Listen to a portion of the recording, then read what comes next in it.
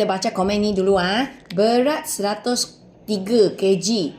Age 38, ada PCOS. Caesar first baby last year November. Okey lah, masih November. Sekarang I sakit belakang tempat injection. Susah nak jalan lama dan berdiri. Boleh ke I dapat senaman yang untuk hilangkan sakit dan weight loss?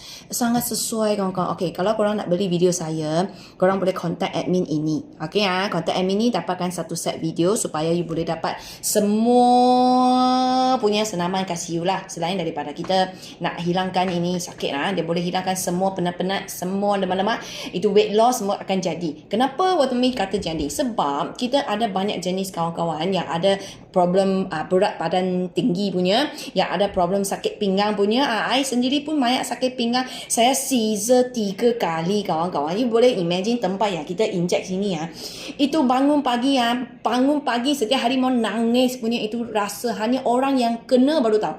Okay, so I 3 kali Caesar, 3 kali inject. So, ini memang tak tahan punya. I buat senaman yang I tengah buat ini, tak sampai 2 minggu ini tak ada hilang betul-betul hilang. Sampai sekarang tak ada kena itu sakit pinggang. Bukan I kata dia macam magic, tapi ini betul-betul rasa macam magic. Bukan Water Mami saja, sebenarnya dah ramai kawan-kawan yang ada masalah sakit pinggang, sakit bahu, sakit kaki, sakit leher, macam-macam punya sakit dah semakin baik, semakin ansur pulih. Ada yang memang dah pulih. So korang yang nak buat senaman, korang cubalah senaman Water Mami setiap hari, buat santai-santai 2 minggu. Bagi sendiri masa 2 minggu. Jangan sehari buat 5 hari cuti, satu hari buat 3 hari cuti. Jangan. Sebab senaman saya sebenarnya tak beban badan. So mula-mula je korang akan rasa macam penat, lengur-lengur, sendawang, ngantuk, sakit-sakit. Tapi tahan 14 hari, 2 minggu kasih sendiri You akan nampak 2 minggu ini dia punya progress. Bukan kurus terus, tak ada. Dia bagi you badan ringan, sedap lagi kalau you nak angkat tangan. Daripada hari pertama rasa sangat berat, ini kaki pun sangat angkat, sakit. Kemudian you akan rasa makin ringan. Lepas tu you akan nampak badan you dah susut. Bentuk badan dah cantik. Dulu macam ni memang buncit dulu pun buncit.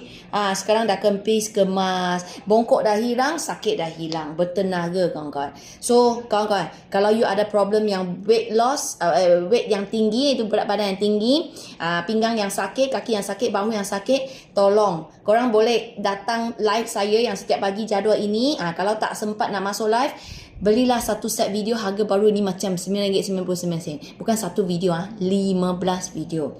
You buat slow-slow, santai-santai. Tak payah stress punya. Banyak kali berhenti dalam setiap step. Enjoy the process, trust the process. 14 hari. Datang bagi tahu Water Mami apa you dapat. Lepas 14 hari sudah baik semakin baik jangan berhenti buat sampai 3 bulan. Lepas 3 bulan rehat 1 hari setiap minggu. Buat 6 bulan. 6 bulan kemudian 2 hari rehat, buat 5 hari saja. Nanti you dah capai you punya target, you punya berat badan yang ideal, you punya badan yang ringan, dah tak sakit sini sana, then you maintain je lah 1 minggu 3-4 hari. Okay?